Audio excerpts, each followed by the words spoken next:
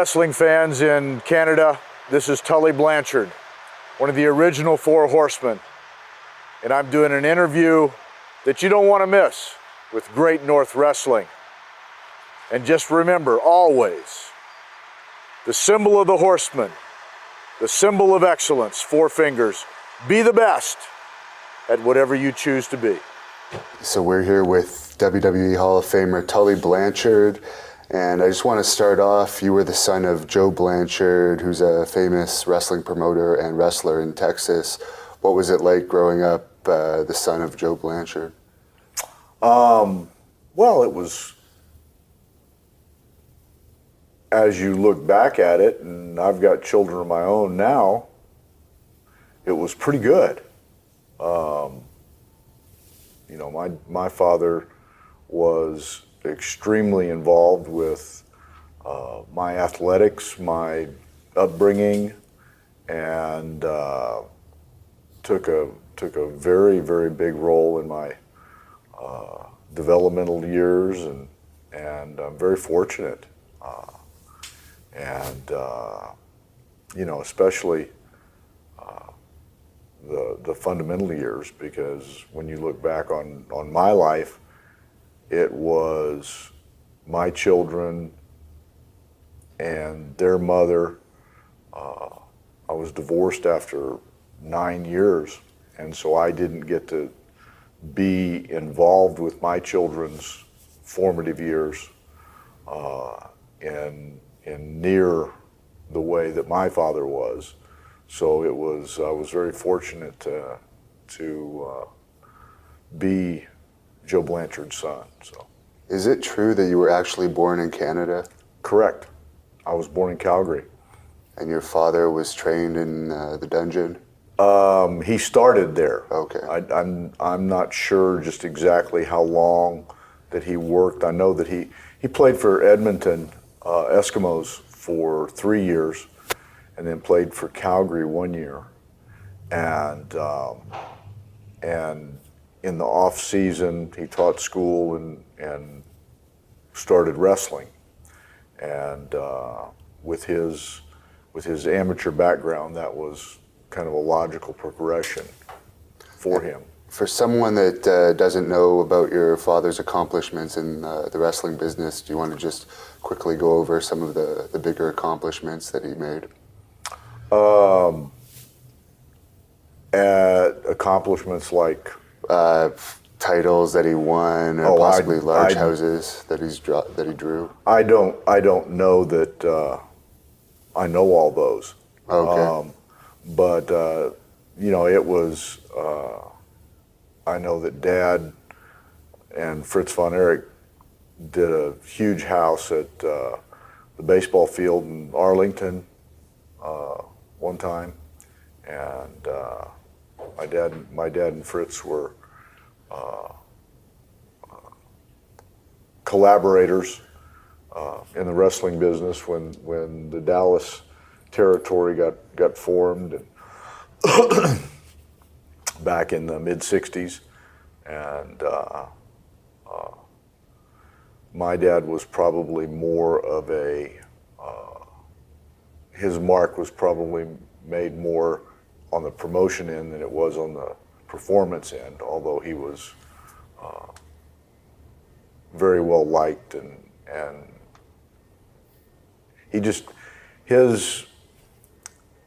he learned very quickly that the real money was made on the promotion end, not on the performance end. And so he went to like 60. He quit touring territories and started to work for the booking office in Indianapolis. And then 4 years later is when we moved to Texas, and he started in the promotion end. And you were saying yesterday his biggest gross year was $3 billion. I'm going to guess that was probably in the 70s or 80s. That was I came back from North Carolina at the end of 1977, So it would have been 79 or 80 probably. And we had, that's when I was the only promoter's son that I know of in the wrestling business who wrestled and became a heel. And because that was not the norm. And so I wrestled Wahoo. Wahoo was our booker, Wahoo McDaniels, and so wrestled him, and then Gina Hernandez came to work for us, and we had a good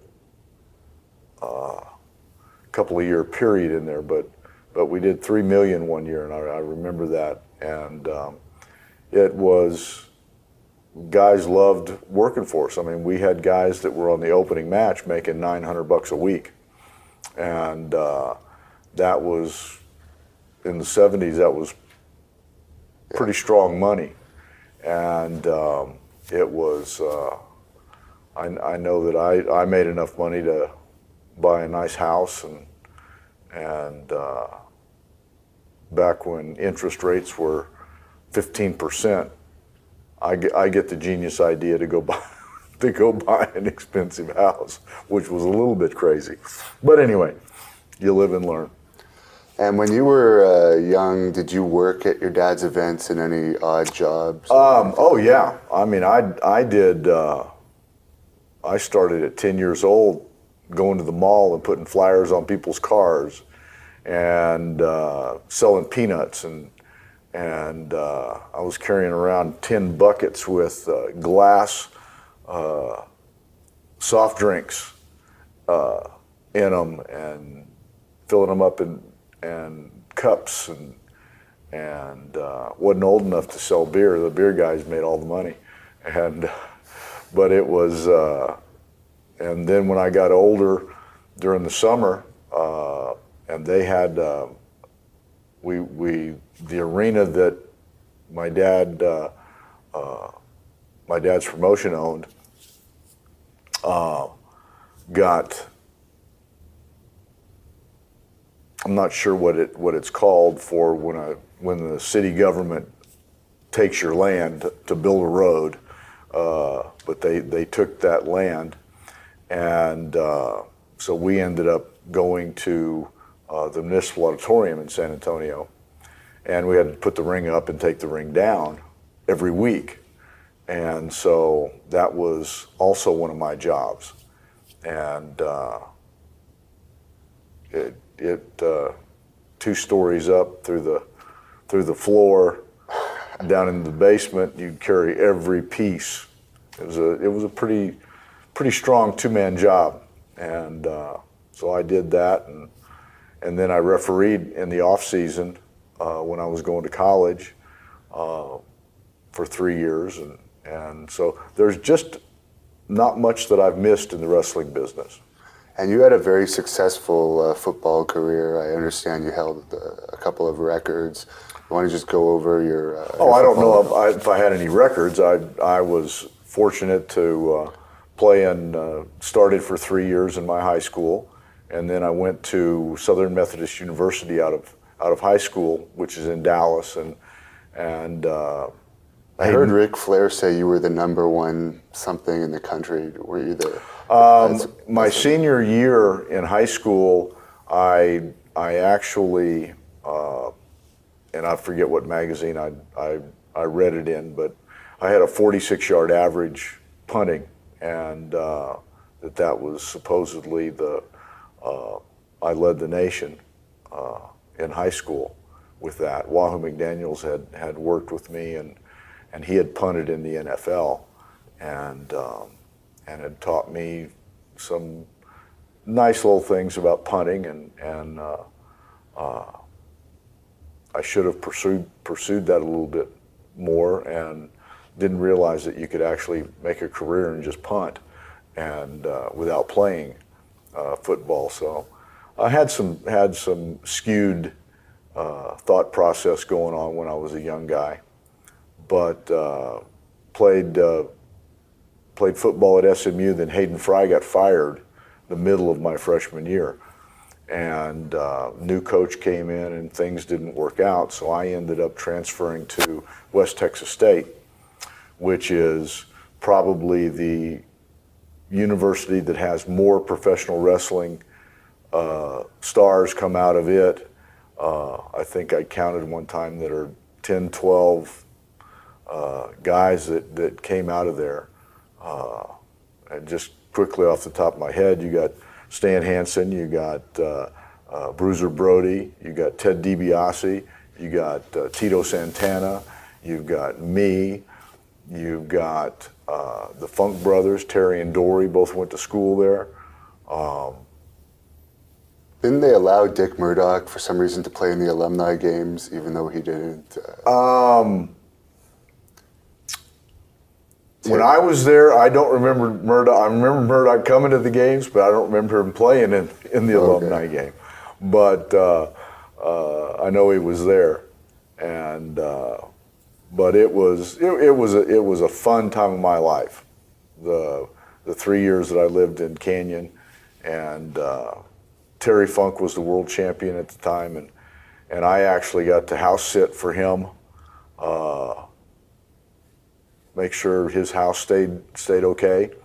And my roommate, John Ayers, who actually had a tremendous pro career playing for the 49ers and a couple of Super Bowls and stuff, that he and I would go out to Terry's house and camp out and stroll back into, it was only 6 miles back to the campus.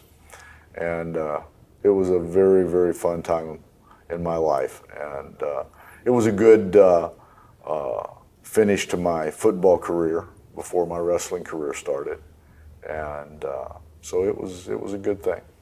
And who actually trained you for your pro wrestling career?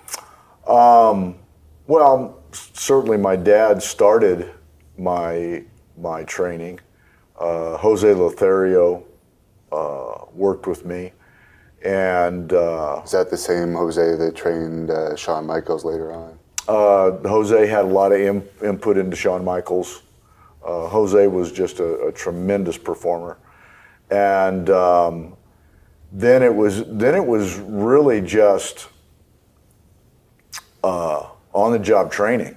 I mean, you'd go in the ring and wrestle with a lot of guys, and back in the late 70s, you had old timers that were good performers that were kind of in the twilight part of their careers, that had a lot of knowledge, that you'd go out and wrestle for 20, 30 minutes a night with them, and you either learned or you got smacked around a little bit. I'm not sure that's the way it is today, but I'm not that close to the startup and stuff like that. Did you find some people were harder on you because you were the promoter's son, or was it the other way around? I think that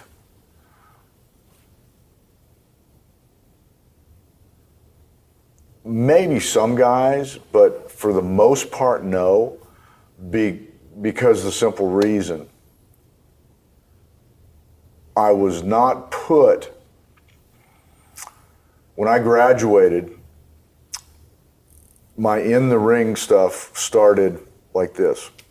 In 1976, they changed the rules for amateurs in athletics.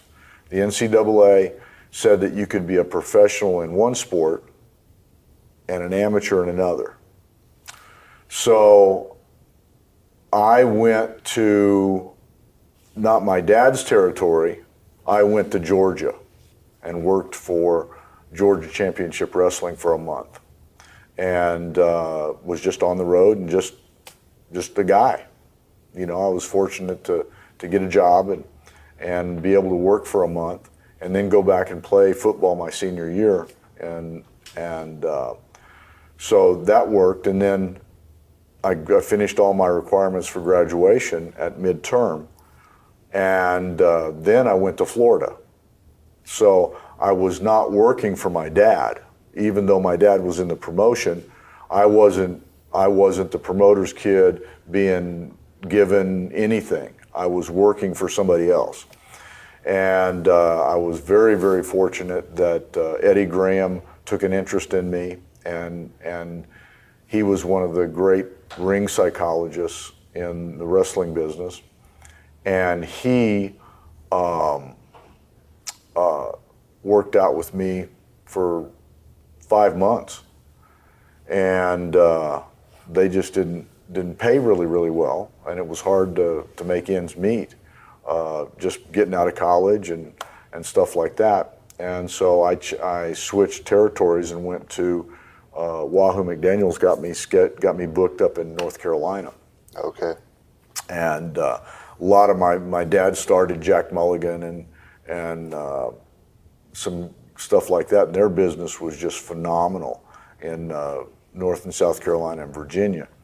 And so I worked up there and did really well the rest of that year in 1977, and then took that knowledge from those two territories, how they did TVs, how they did all the stuff, and took it back to San Antonio to help my dad's company.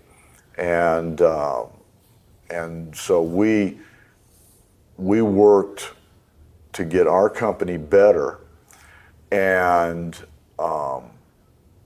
that was in 78 through 84. I worked for my dad's company, Southwest Championship Wrestling, and that's in the early 80s when my dad started on the USA Network. He was the first wrestling show on the USA Network. Okay, before Vince. Before Vince, and it was,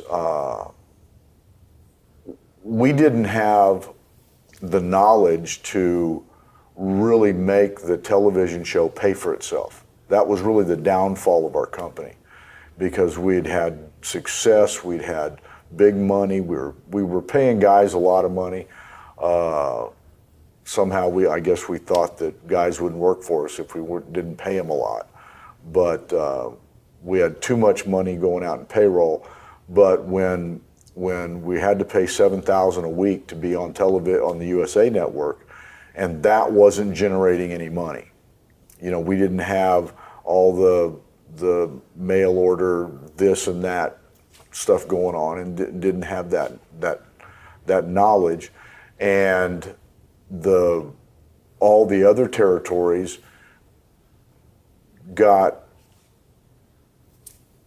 there wasn't a lot of cohesiveness at that time. Were you the booker at that time as well for your father's team? I was for a period. Dick Slater was, Wahoo was, then Dick Slater was, Buck Robley was, then I was, and then the Bushwhackers were for a little while, and I was going through a lot of insanity in my personal life, and I ended up leaving and going to North Carolina. Or actually, I left and went to Kansas City first, and then I went to North Carolina in '84. And I understand before you left, you had some matches tag teaming with your father against Terry and Dory Funk.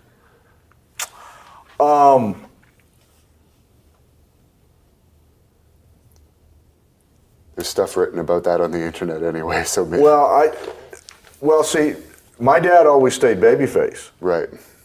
And I was a heel. Right. And the Funks were baby faces. I wrestled the Funks. Okay. But my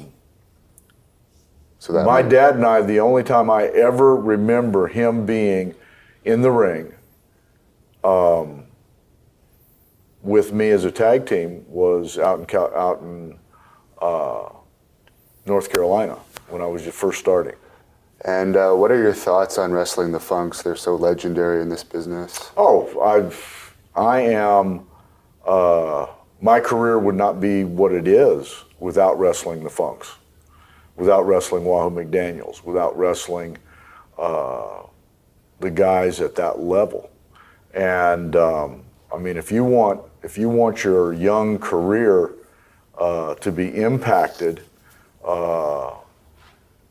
be told that you're going to wrestle for 60 minutes in your hometown against the world champion and get, you've never gone 60 minutes before, and have the world champion,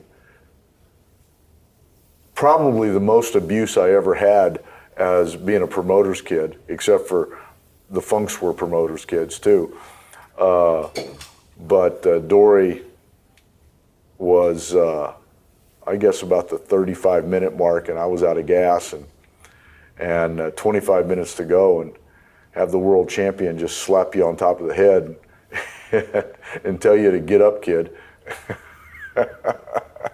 It's a little humbling, but that changed my career, because I then knew that conditioning was so valuable to your performance level, and it changed my whole mental process on how to get ready and prepare to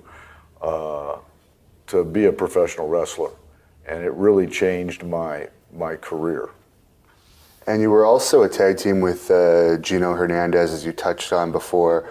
What was he like as a person, and what's your opinion on some people thinking that he may have been murdered due to the cocaine being found in his stomach?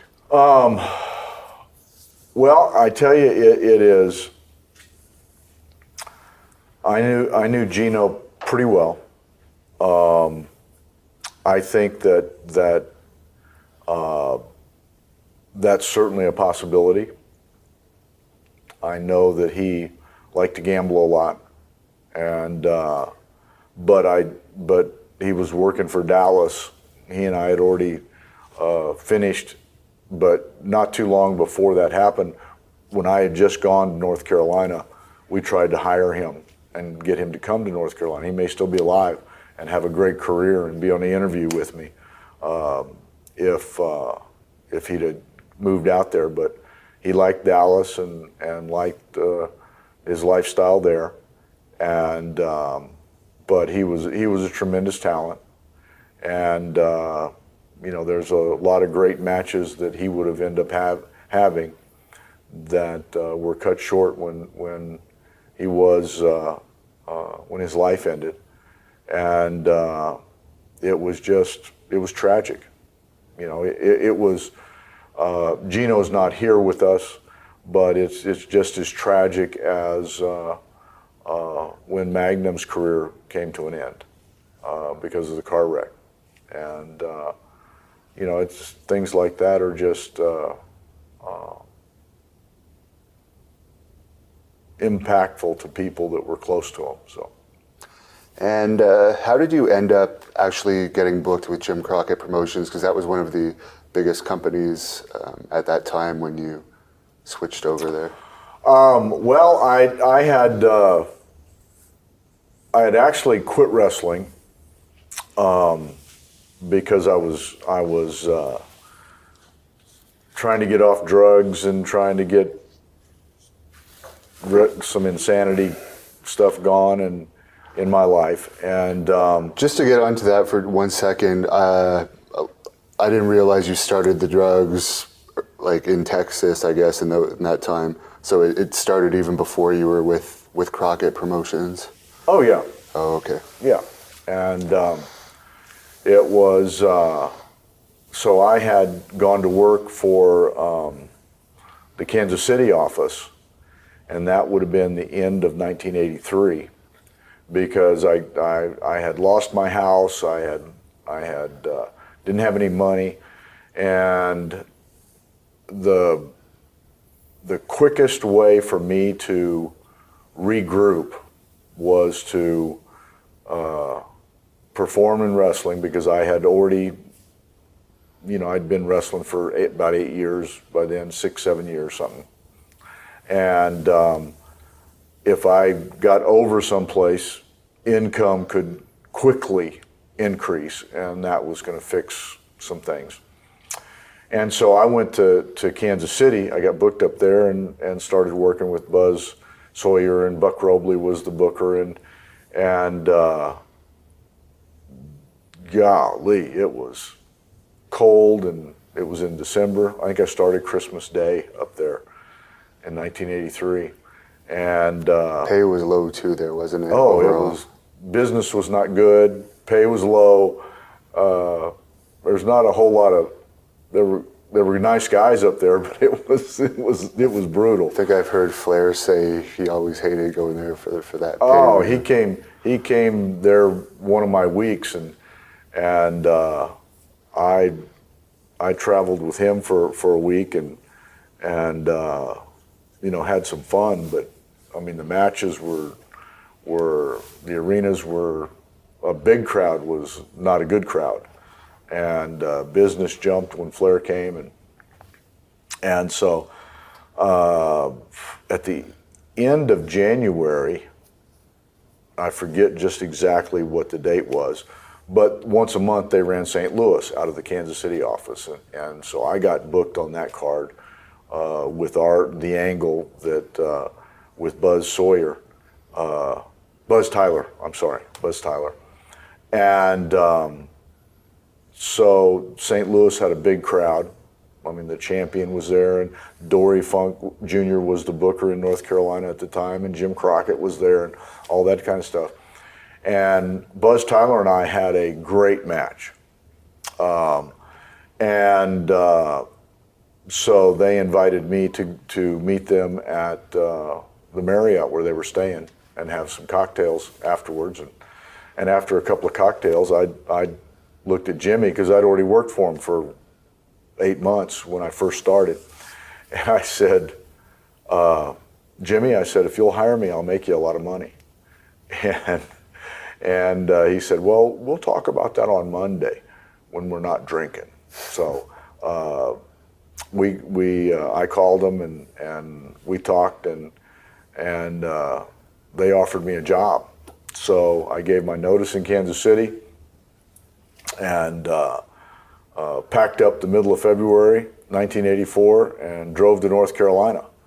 And their company at that time was not doing good business.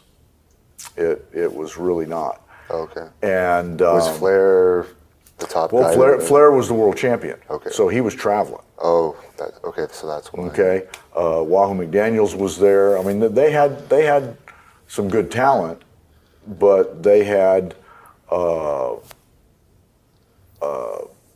I forget just exactly.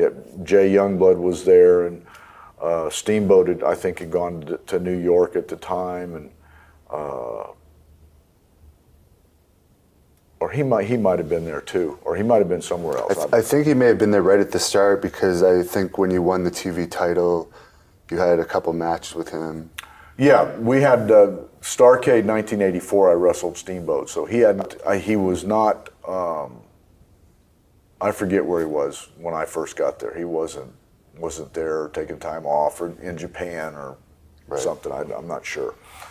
But the business was not really good, and I beat Jay Youngblood for the TV title not too long in there, and Paul Jones started as my manager for a little while.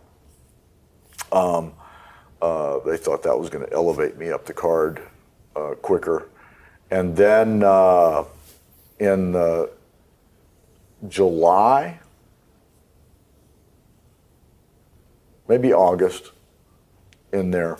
I mean, there's probably records of when it actually happened, but they let Dory Funk Jr. go as the booker, and they actually had a booker for every state, and then Dory Jr. was the head booker. Okay.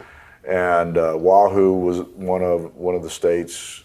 Ernie Ladd was one of the states, and Gary Hart was one of the states. 'Cause they had just quickly 3 towns a night or something back then, right? Yeah. We had 2 for sure, sometimes 3, but they had, like, Wahoo booked Virginia, and Gary booked, I think, North Carolina, and I think Ernie Ladd was South Carolina, I think.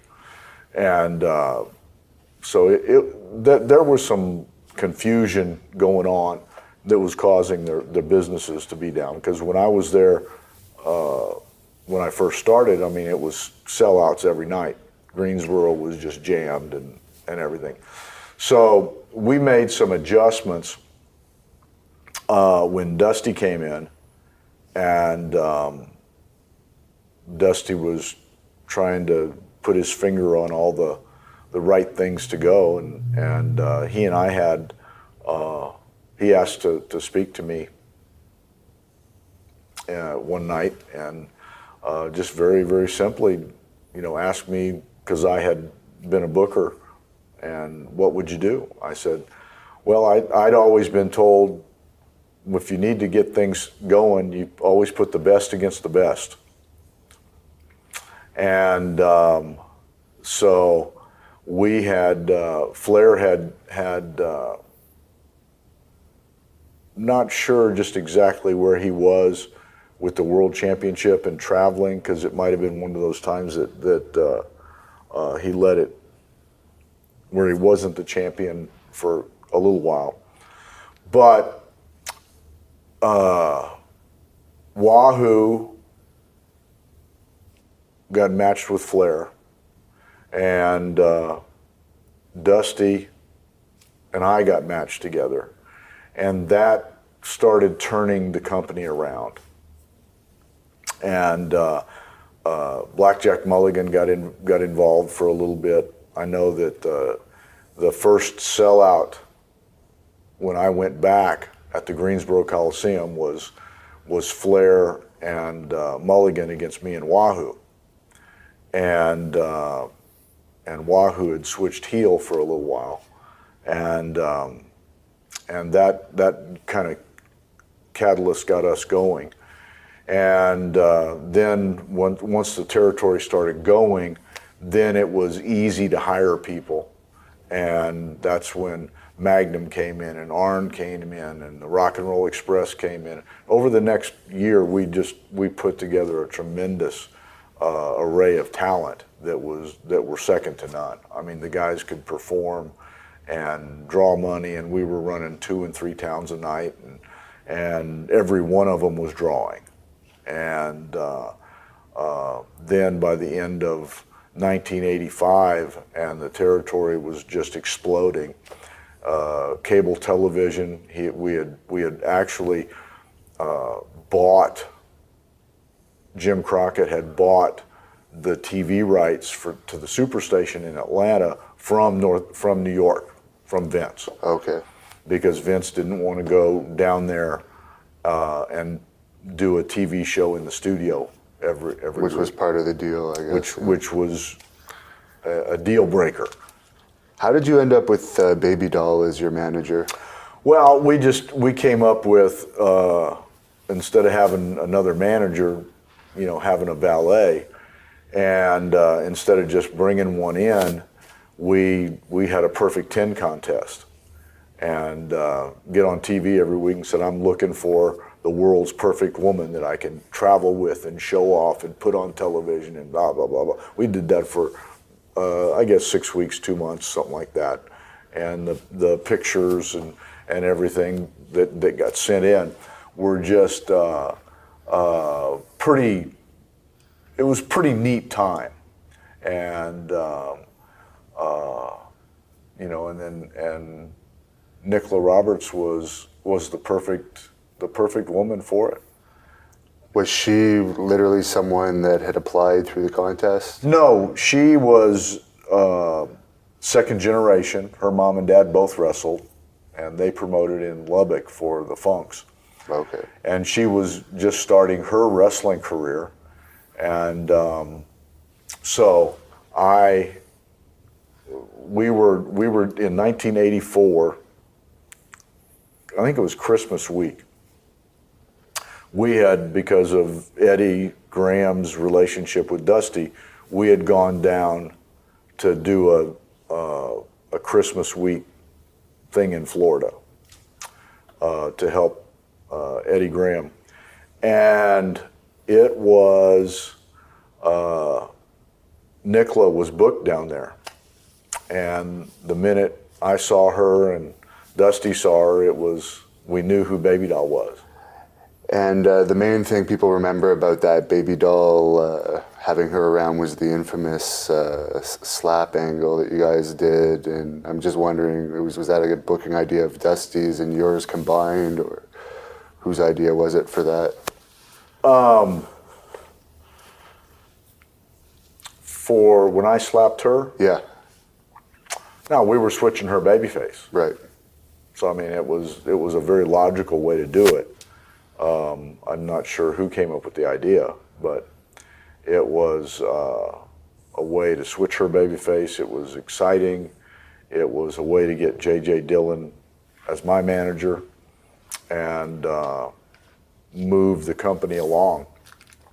What was the fan reaction to that when that happened? It was, striking a woman, even though she was tougher than me, was still pretty raunchy. But did you have any issues with fan attacks around that time? we had, there were a couple of times that I'd had people throw stuff through windows of my car windows, leaving buildings when she was my valet. And then there were times at the arenas that, her getting attacked outside the ring, which was pretty tough. I know in Hampton, Virginia, she got attacked by some guy and she knocked him out. So then we had to stay and press. He got whipped by a woman. He was a Navy guy. He got beat up by a woman. Then she had him arrested. That's hilarious. Oh. And you mentioned, of course, J.J. Dillon became your manager after that. That led into the Four Horsemen. But you touched on Flair a couple times. You want to just go over your friendship and a bit of your history with Flair up to that point?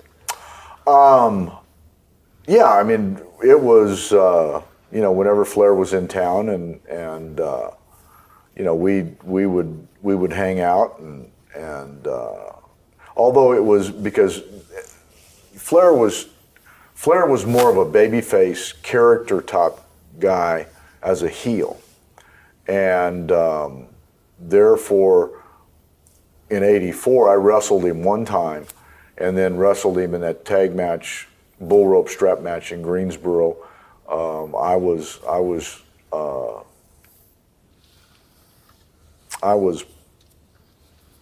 was I strapped to? I may have been strapped to Mulligan. I don't remember. But, but when he switched to heel,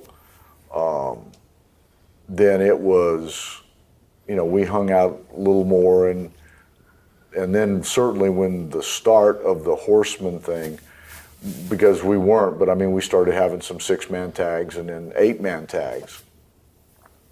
And then we did, and then when the Horseman thing clicked, it was pretty nifty. And you mentioned it yesterday, the Horseman thing began out of one of those 8-man tag promos. Absolutely. And the thing that was so dynamic, I think, about the Horsemen and even the way we did business at that time and the way we did TV production. You may know who you're wrestling, you may know what the match was, but we were not exactly told, okay, you need to go out here and say this. It was left up to your creativity. And I think that when you go back and look at the old matches and interviews, that, and I know Dave Meltzer talked about it in a private conversation with me yesterday, was just how good those interviews from the 80s were. And when you think about, okay, you four guys go out there, you've got 3 minutes. Yeah.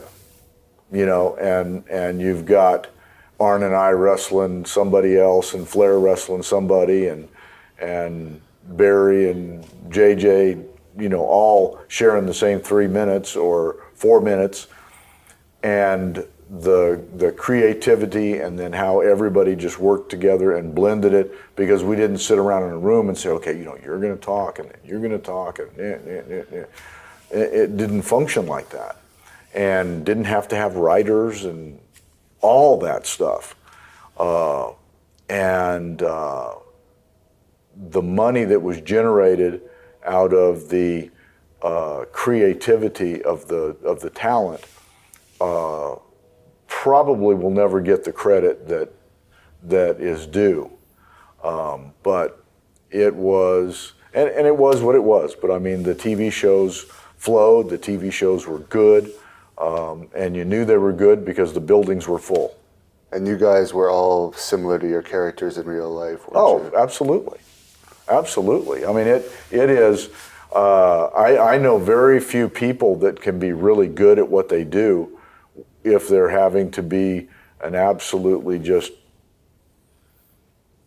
character over here, real life over here. I mean, it's just an enlargement. I mean, Flair is Flair. He just, on television, he just got to be a bigger Flair. What was your average sleep every night during that time period at the Oh, Horsemen's peak? that was, I mean, it's very, very misled of how crazy and wild things were, because our schedule was so hard, and we were very responsible. But, you know, if we were in Chicago, the snuggery and stuff happened. You know, if we were somewhere else, you know, in Baltimore, it wasn't a big party, but it was Italian food at Sabatino's. You know, and as you went around the country, there were different things and different things that you like to do. And most of the time, I mean, you think about getting off work at 10:30 at night. You know, it took a little while to unwind and eat, and, you know, a few beers or a few cocktails or something, and go to bed. And it was pretty sensible. Usually we were up the next day, if we weren't traveling till later. I mean, we were in the gym by 9 o'clock in the morning. You know, so I mean, we're not just a bunch of sleep-deprived idiots that sometimes gets alluded to, but. And despite being heels, because you guys were considered so cool, other than possibly Ole, you guys were actually cheered a lot. What percentage of the crowd would you say was on your side during Rivalry? I don't know that we were cheered a lot. I mean, we Well, were the college kids, perhaps. We were cheered. There was a segment of people that liked us. There were a lot of people that respected our abilities, but most people disliked us, except maybe in Philadelphia. Philadelphia was it was kind of a mixed crowd. It was just, but they don't like anybody. So I mean, that's a different culture up there. But usually it was not difficult. Johnny Valentine, and he was one of the all-time greats. He told me one time in a private conversation, he said, if they respect you, they'll hate you even more.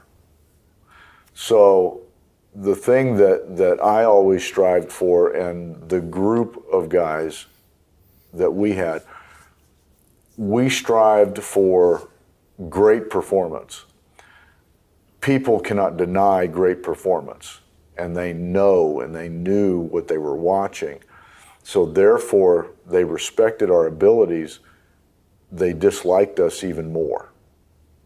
And now, after the fact, almost 25 years, and you go to a number of autograph shows and you get to talk to the fans like you never did in an arena, you hear the things that touched them and the things that motivated them, and how many times that, God, I just love to hate you.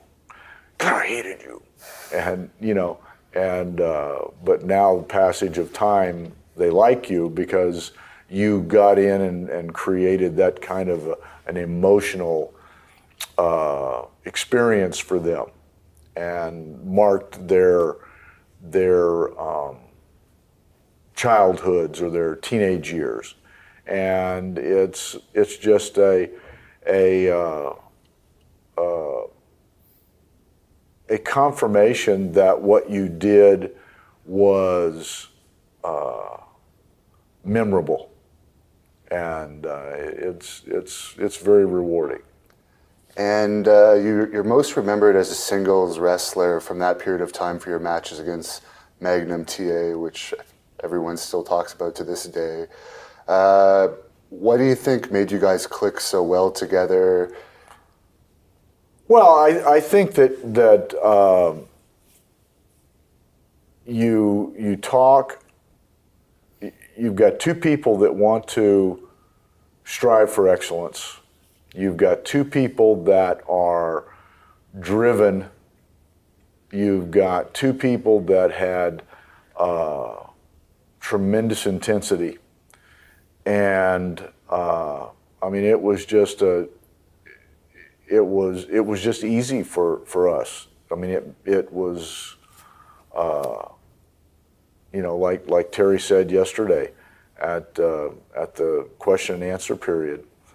I mean, he wanted to be the very best babyface. I wanted to be the very best heel that had ever been in the business, and you're striving to do that, and the intensity of the rivalry and the involvement of being the U.S. champion, and there was just great chemistry there that people got to view great matches every night someplace in the country for 8 months, and it was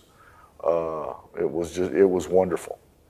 And everyone talks about the I Quit match. I think that was one of the first actually big-time publicized I Quit matches, because it was before the Terry Funk Ric Flair one took place.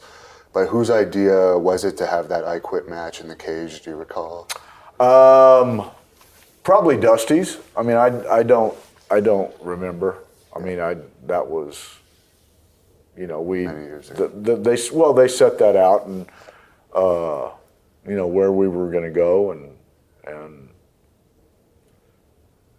wasn't hard for me. Starrcade was going to sell out and be great, so.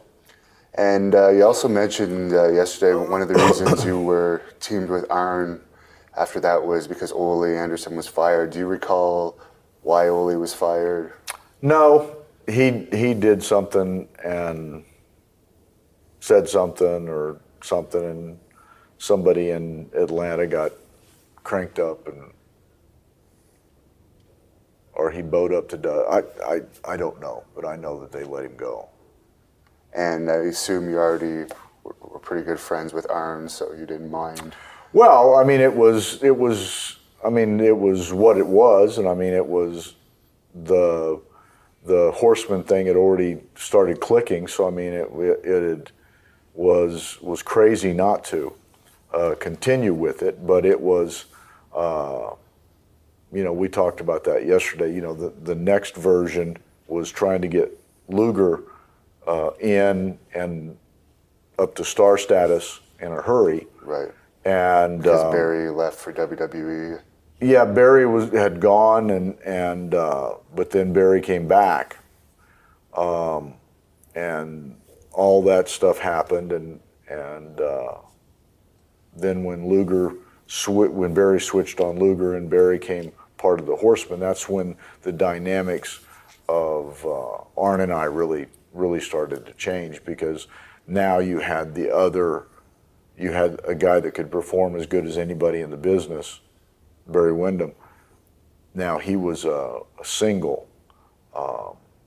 and so the natural movement was for me and Arn.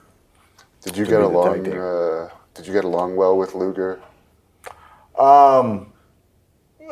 Yeah, I think so. I mean, as well as anybody could. You know, I mean, we didn't try not to get along. So it was.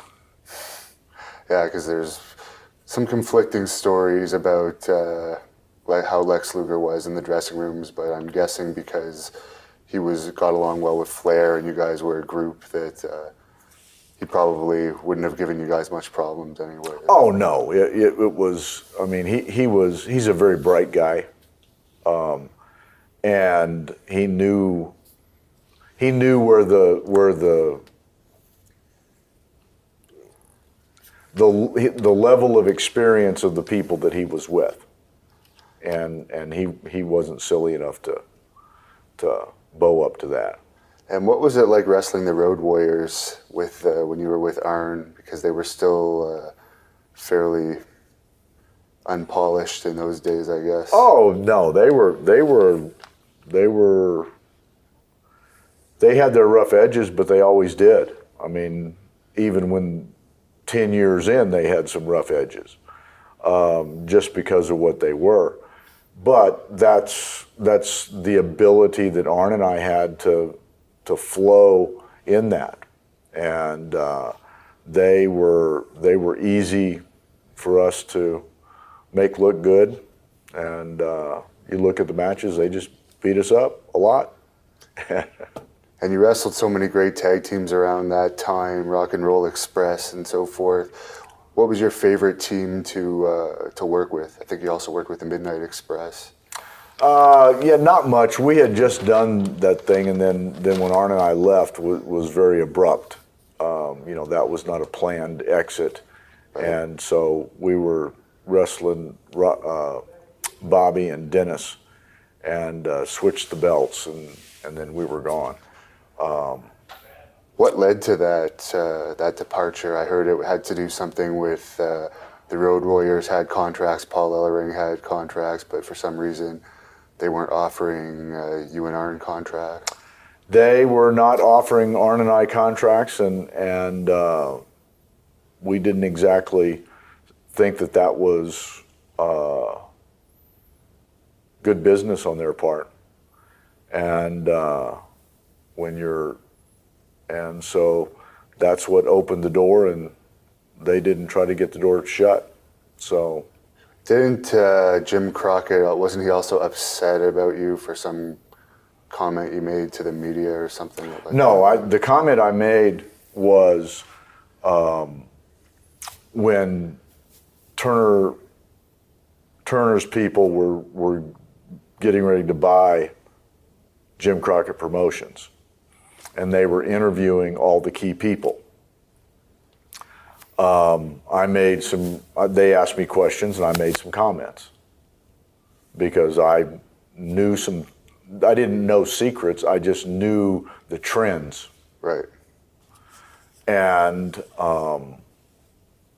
so, you know, there's so many different things that were coming into the mix, the no money, and I didn't say anything to be harmful. I just told him, I said, we this, and this is why this happened. And Crockett called me on the phone and told me that I wasn't loyal. And that really irritated me. I mean, when you travel every night, you bleed every night, and you work 30 minutes every night, and tell me that I'm not loyal, you know, and oh my gosh. So I decided to that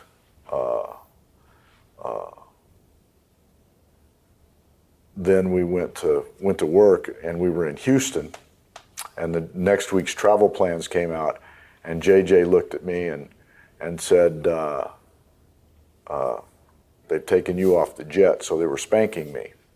Right, because there was a private jet for the stars in those days. And so I was supposed to make all these bookings and drive like the old days, and everybody else was on the jet. And so I said, okay. I said, do you want the championship belts tonight in Houston or tomorrow in Philadelphia? Because I quit. And had you already spoken to WWE at that time? Yes. Or you were just, okay. Had they been contacting you in the past? Because I know that they had talked to Flair a few times. They sent a word out to Arn and I went up and met with Vince. Probably a month, 2 months before that. But that was the straw that broke the camel's back. I mean, you know, because telling the truth is telling the truth. What were the differences between the two companies that you noticed when you jumped between WWE and NWA? Well, wrestling is wrestling, and matches are matches. The biggest difference was TV production, and I mean that they weren't, and then interviews, because they tried to have script writers and stuff like that, which I didn't flow well in that. So I mean that was a kind of a hard thing for us. But the wrestling fans were the wrestling fans, and it was the switch wasn't very difficult. Did you get along well with Bobby Heenan? Oh yeah, I've known Heenan forever. When he was Nick Bockwinkel's champion, and they used to come down and wrestle for my dad, and I've known Heenan since I was a youngster. And you won the tag titles fairly quickly from Demolition, who were really over at that time. Right. What are your memories of those matches with them? They were great matches, being on Saturday night's main event was a big deal, you know. And I know that in 1989 we wrestled on 4 of the 5 Saturday night's main events, and Hogan wrestled on all 5 of them, and we got put in the spot right after Hogan because the ratings, instead of spiking when Hogan was on and then falling immediately when we were on the next match, the ratings stayed up, and that is from Dick Ebersol. I had a number of conversations with him because he was at the TV tapings. And he was head of NBC, right? For those that don't know, or right. In charge of the production of the NBC Sports, and I think he actually came up with Saturday Night Live and all kinds of things, and because Saturday night's main event preempted Saturday Night Live. No, it came on after Saturday Night Live, okay. And it was, but it was, you know, it was a tremendous place to be, and you know, oftentimes you don't, when something like that is kind of going on, you don't really grasp the impact of it. And I do know that we liked being on Saturday night's main event because we got paid a lot more for TV than.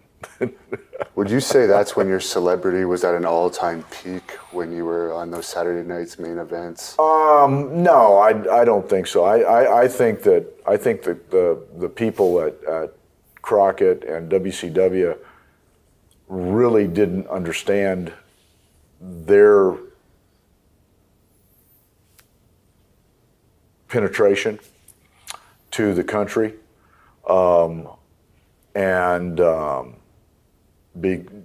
because the other company had New York City and things like that.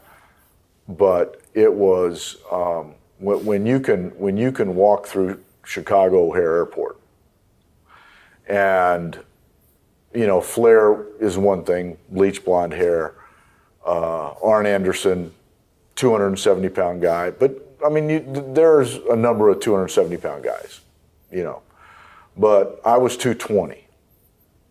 There's a whole bunch of 220-pound guys in a suit with glasses on. I mean, I just look like a business guy. And I could be by myself and be walking through Chicago O'Hare Airport, and you'd see a businessman. He wouldn't stop and look at you. He wouldn't make a comment. Just shoot four fingers at you. That's penetration. That's people. That's fringe fans. That's fans that wouldn't go to an arena. That's a lot of star power, and it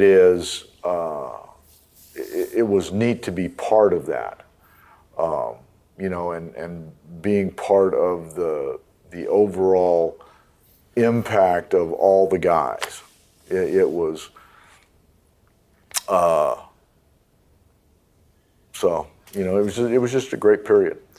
And I don't specifically recall, but I'm wondering if you wrestled the Hart Foundation at all when you guys were in WWE. Yeah, we wrestled them at SummerSlam. Okay.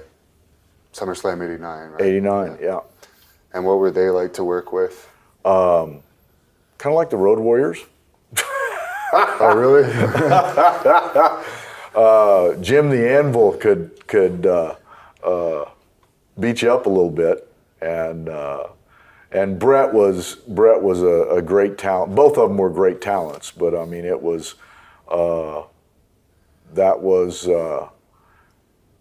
they were definitely solid. And we're obviously a Canadian company. We got a lot of people that are interested in this subject, so I'll just ask you briefly what your opinion of the whole Montreal screw job thing was with Brett. Well, I wasn't working with the company at the time, and really don't know, what it is. It's difficult for being in the ring. I'd always, everything was set before I went to the ring. I wasn't involved in anything like that, and don't really know how in the world it would make happen. But I'm sure that it was probably done. I know Brett, and I know Sean, and be a very, very awkward situation to be either one of the guys. Right. And I've heard that before the drug test failure, both you and I were actually thinking of going back to NWA anyways. Was there any truth to that? Oh, absolutely. We were going back. We had already negotiated a deal for $750,000. And then I flunked the drug test, and I got suspended, and we'd already given our notice. I got suspended November 2nd, and we were leaving after Survivor Series. So I missed Survivor Series and the rest of that month. Arn went back, and had they even been testing for drugs at that long at that point? Because it seems like in the 80s there was drugs plural is not exactly what they were testing for. They were testing for cocaine usage. There was no steroid testing, obviously, in that time. No. And, if you remember back they had some incidences with people at airports and hotels and stuff like that where people were having roid rage. And cocaine, anybody that's ever done cocaine, makes you kind of paranoid. Well, paranoid and real strong guys don't flow well together.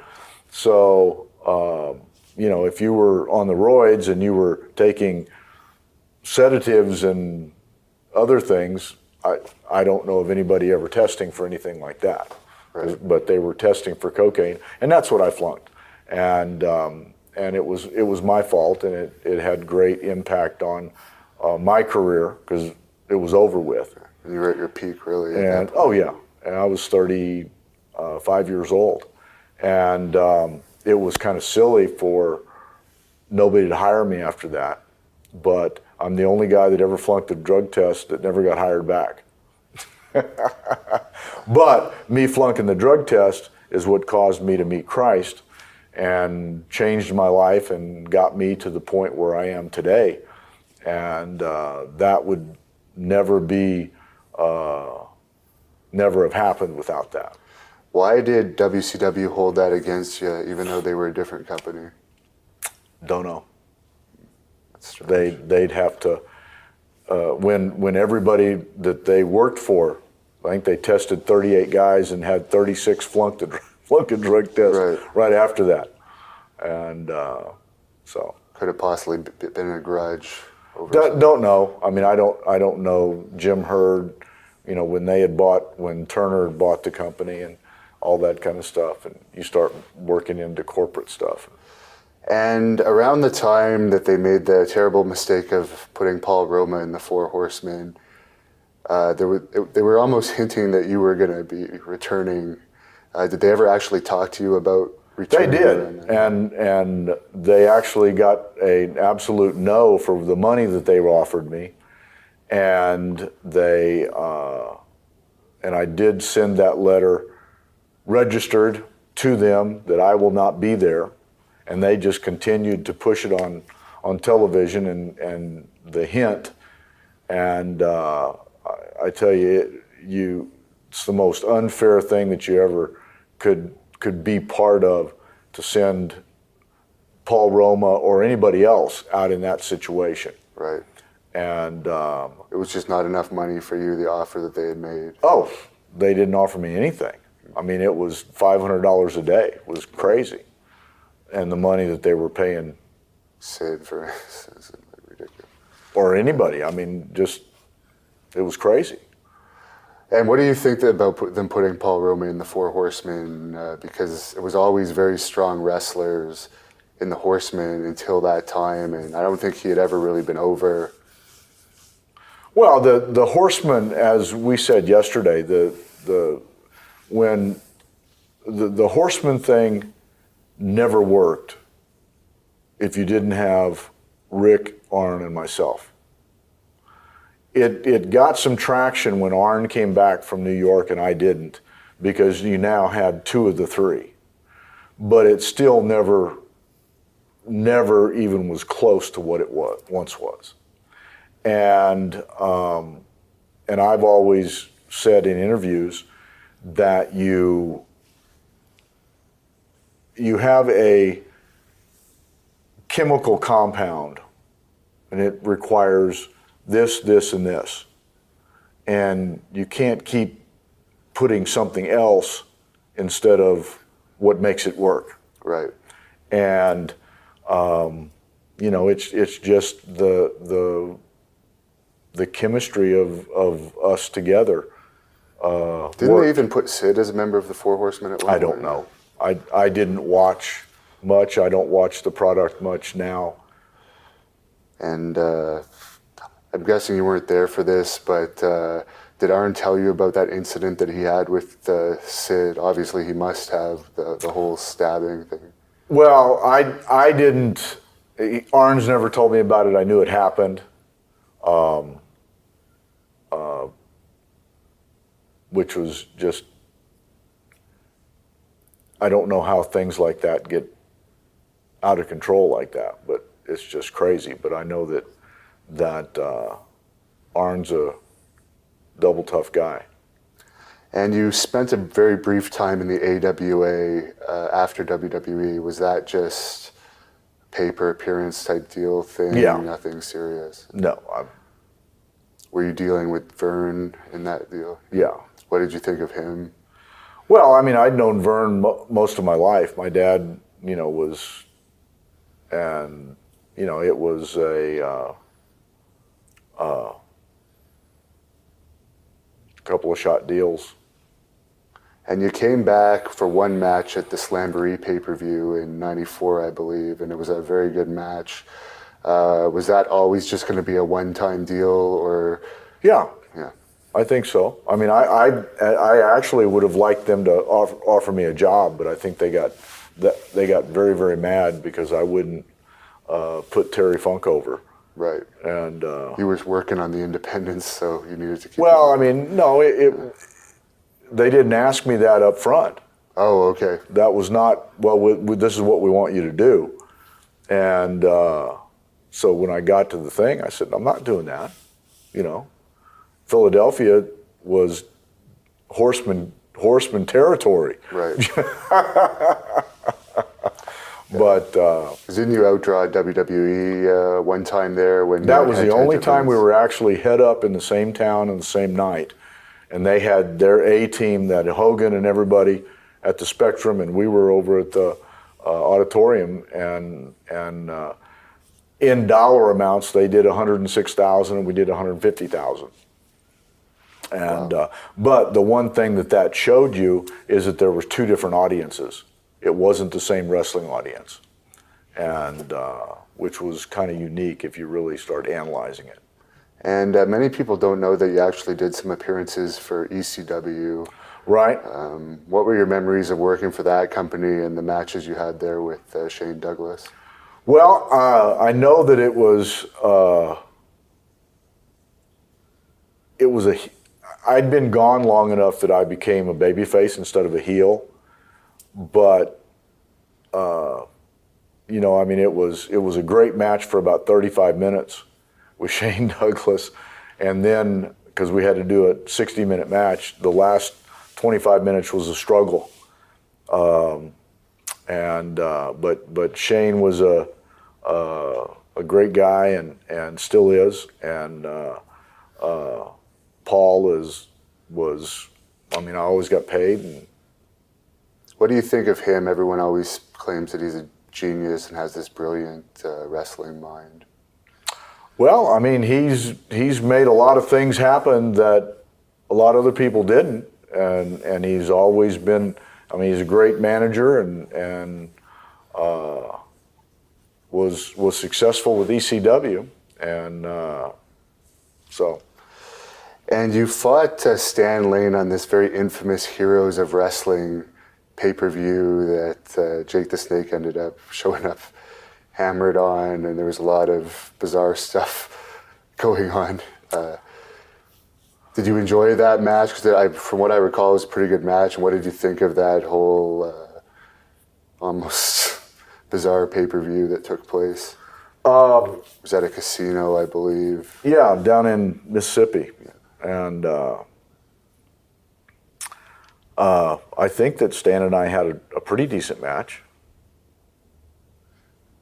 The rest of the dynamics I tried to avoid without getting into a bunch of details. I was going through a massive personal issues at that time.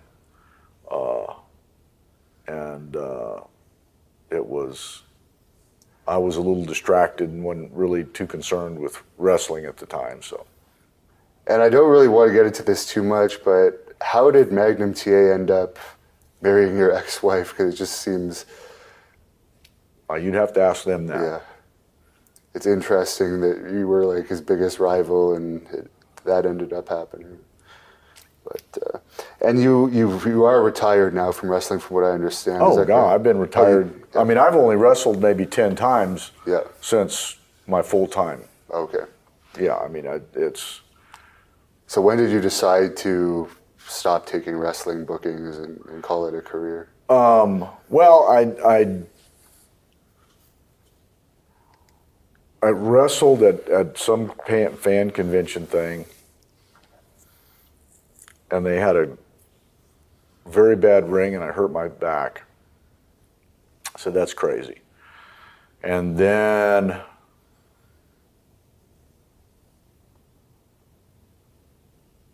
I did only autograph appearances and maybe referee or a managed type deal. And I ran into a match not too long ago, a couple of years, I think, when Tessa was just first starting. And they wanted me to jump in the ring, and so I said, okay. And then I tore my bicep, so I'm not getting back in the ring anymore, ever. I'll talk about it, but that's it. And they let us film Tessa's match the other night, and I was pretty impressed by her performance. What do you think of having a third-generation Blanchard in the family?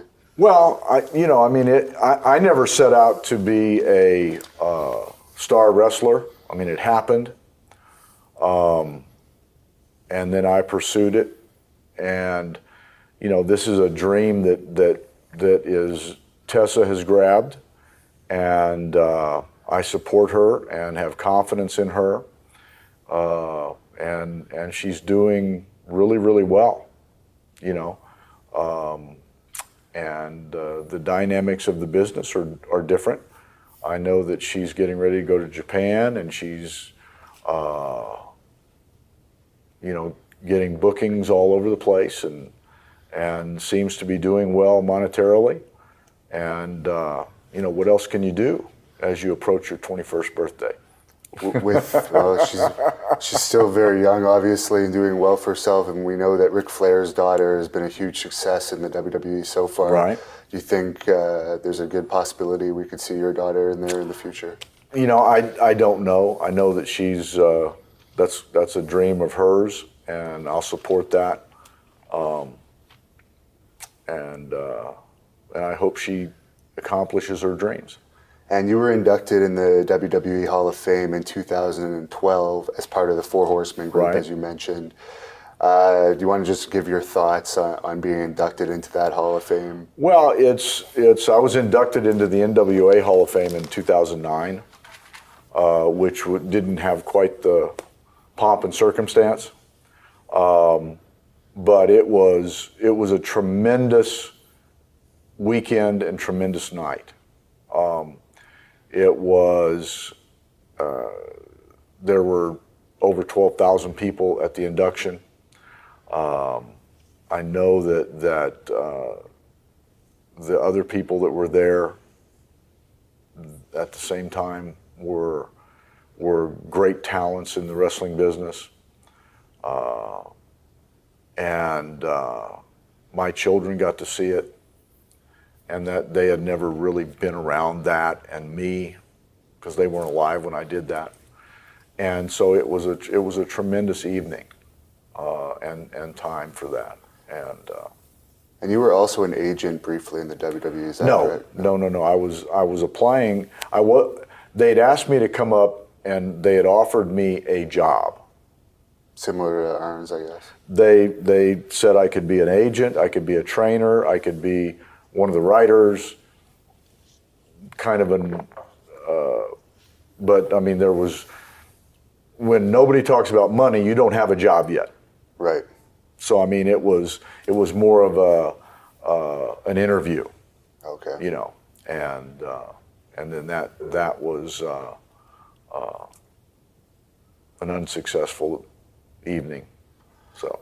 And finally, there's lots of things about your preaching on the internet, but are you still in the ministry? And do you want to just tell us a bit about your work in that field? I understand you go to prisons. Well, I've spent the last 21 years going in and out of prisons all over the country with Bill Glass, who played defensive end for the Cleveland Browns, was an All-American at Baylor. And it's been just a phenomenal period of my life. It's not glamorous. It's not something that you run around and see on television all the time. But we were reaching people that needed somebody to go in and tell them that, it's okay to screw up and second chances are available.